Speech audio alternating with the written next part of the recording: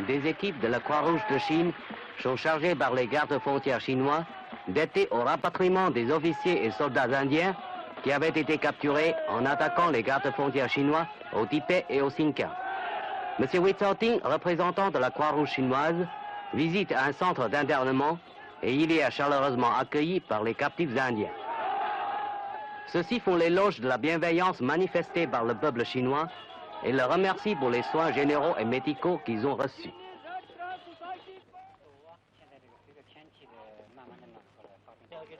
Puis, le représentant de la Croix-Rouge chinoise s'entretient cordialement avec quelques soldats captifs indiens.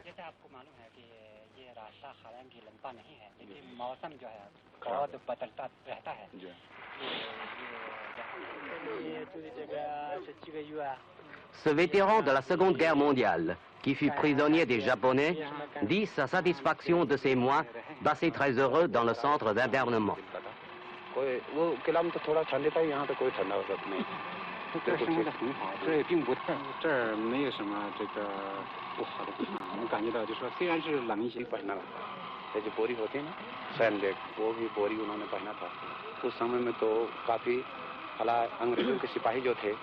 वो वहाँ पर पकड़े जाते थे तो उन लोगों से हमारा जो सुभाष चंद्र बोस था Bengali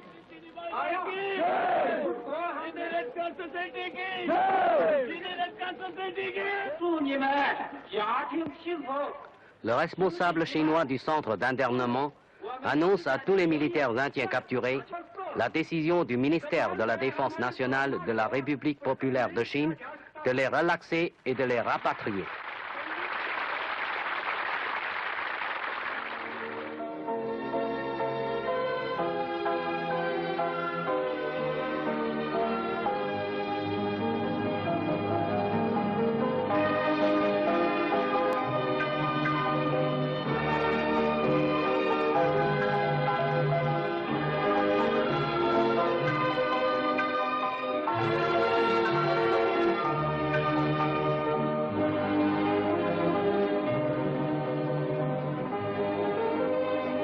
Certains demandent à faire des photos avec le personnel chinois afin d'avoir des souvenirs des jours passés dans le centre d'internement.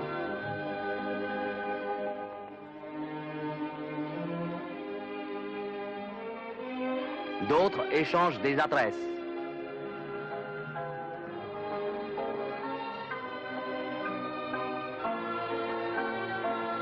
Ils reçoivent de petits souvenirs du personnel chinois.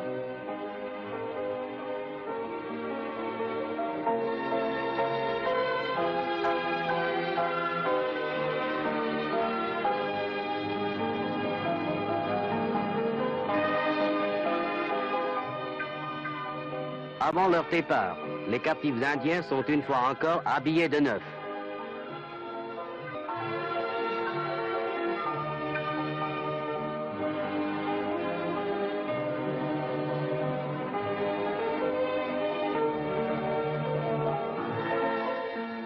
Ces captifs indiens subissent un examen médical complet.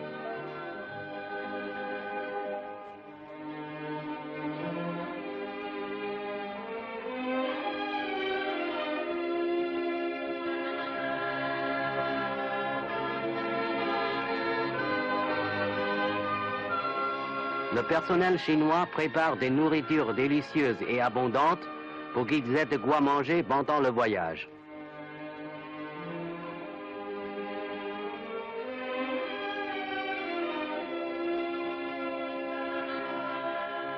Dans tous les centres d'internement, une réunion d'adieu est organisée à l'intention des Indiens capturés avant leur départ pour retrouver leur pays et leur famille.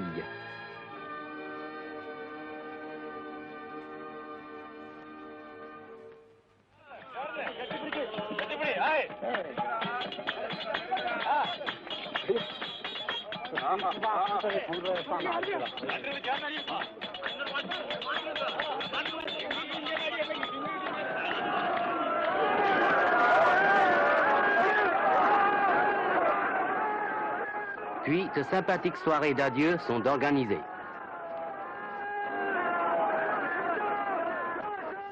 en vue de satisfaire à la demande formulée par certains officiers indiens captifs au grade supérieur à celui de commandant de visiter la Chine, il a été décidé, en tenant compte du temps, des transports au Tibet et dans le Xinjiang, ainsi que de leur état de santé, de les rapatrier par Kunming, afin qu'ils puissent bientôt rejoindre leur famille, tout en pouvant visiter en passant des villes chinoises, après avoir été confiés aux soins de la Croix-Rouge chinoise. C'est ainsi que 27 officiers indiens d'un grade supérieur à celui de commandant quittent leur centre d'internement vers la fin de mars.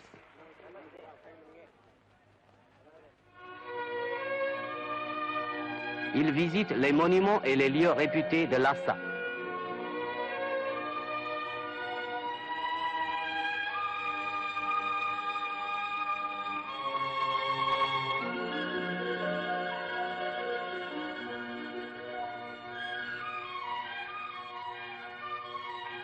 Des représentants de gardes-frontières dans la région du Tibet les reçoivent et leur offrent des souvenirs.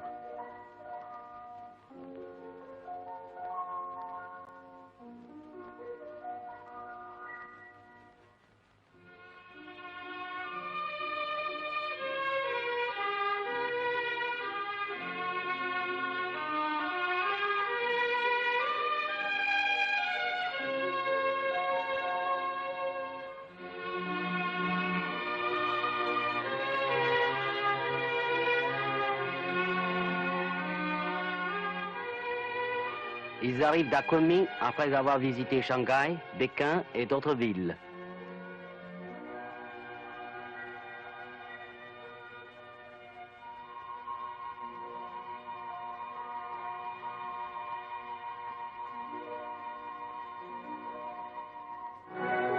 Le 4 mai à 10 h du matin, le docteur Ahluwalia, représentant de la Croix-Rouge indienne, et son personnel arrivent à Kunming. Ils sont reçus amicalement par M. Liu Pengfei et M. Yi Chenxing, représentants de la Croix-Rouge chinoise.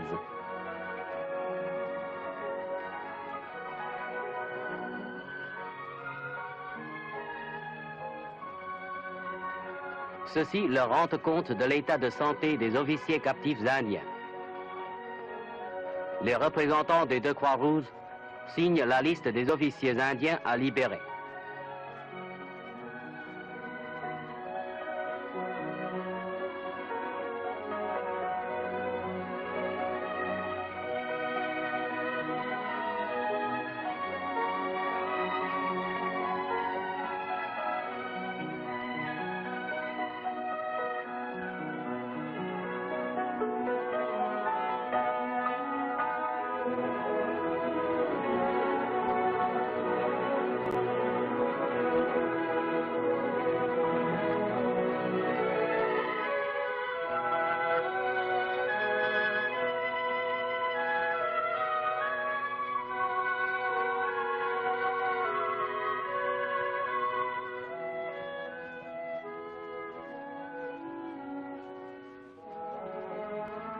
Les officiers relâchés et rapatriés expriment leur reconnaissance pour le bon traitement que leur a accordé le côté chinois.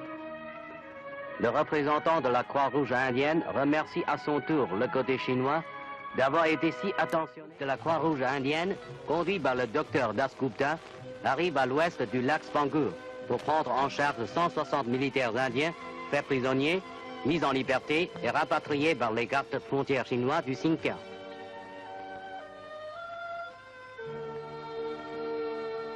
Après un compte-rendu de M. Lique, représentant de la Croix-Rouge chinoise, sur les militaires rapatriés, la liste des soldats relaxés est signée par les deux côtés.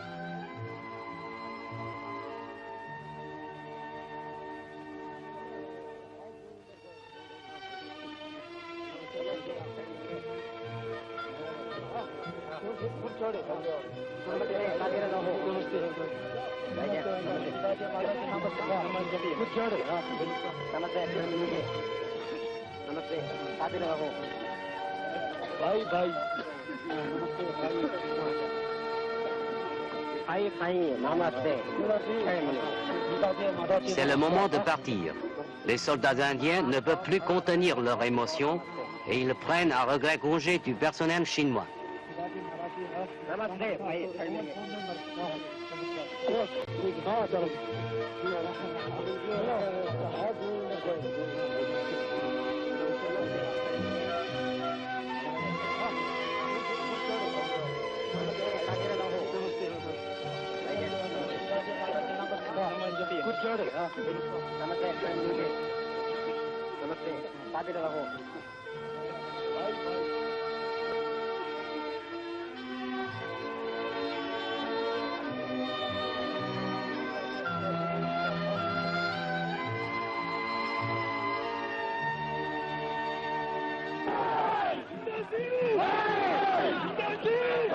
Les gardes-frontières chinois dans la région du Tibet décident de libérer et de rapatrier par groupe les militaires indiens capturés au col de Ban, à Batiton et sur la rive ouest de la rivière Siluchu.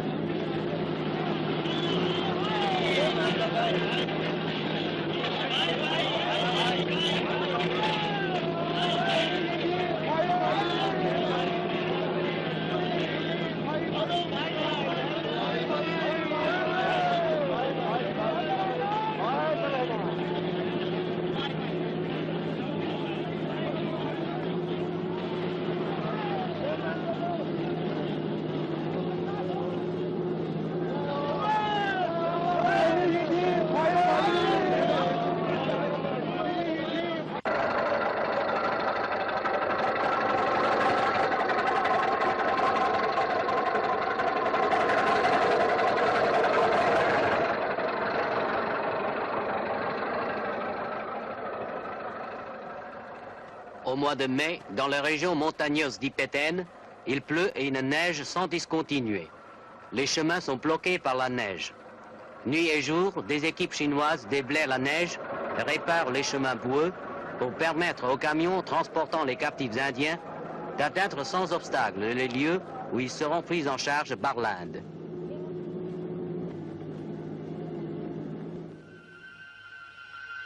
La Croix-Rouge chinoise a établi des relais le long de leur route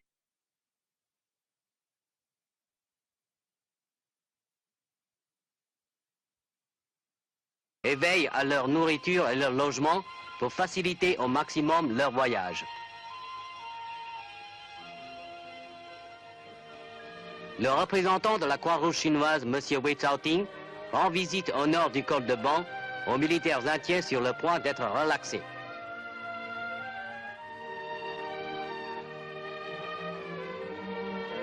C'est là que le Dr Souli, représentant de la Croix-Rouge indienne, vient prendre en charge ses compatriotes. La liste des noms est signée par les représentants des deux côtés.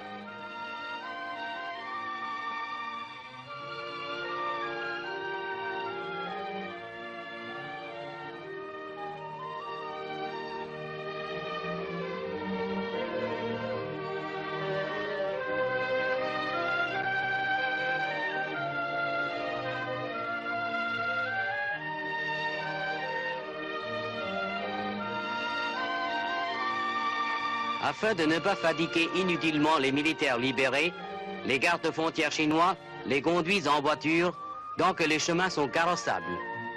Puis ils les escortent en les aidant à porter leurs bagages jusqu'au plateau de 4000 mètres d'altitude, puis sur encore une longue distance.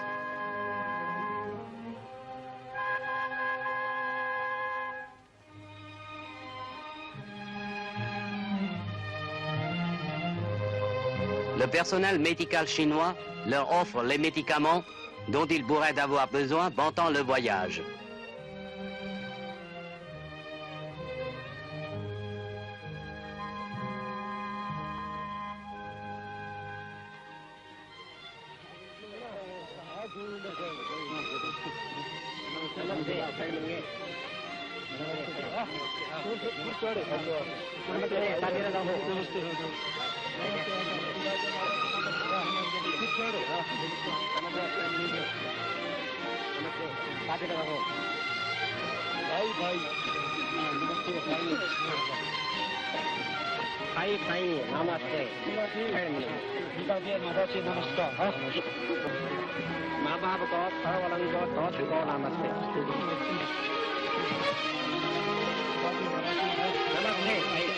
Après plus de 5 mois d'internement, ils ont acquis la certitude que le peuple chinois est un frère et nous un ennemi.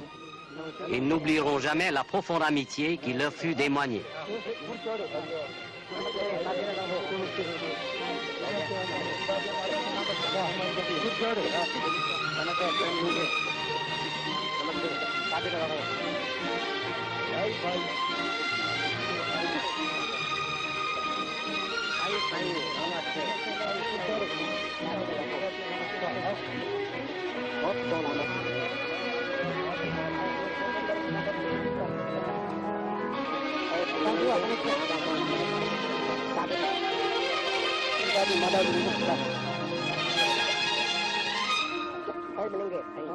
Jusqu'au 25 mai, le côté chinois s'employa à relaxer et rapatrier les 3942 militaires indiens qui avaient été capturés.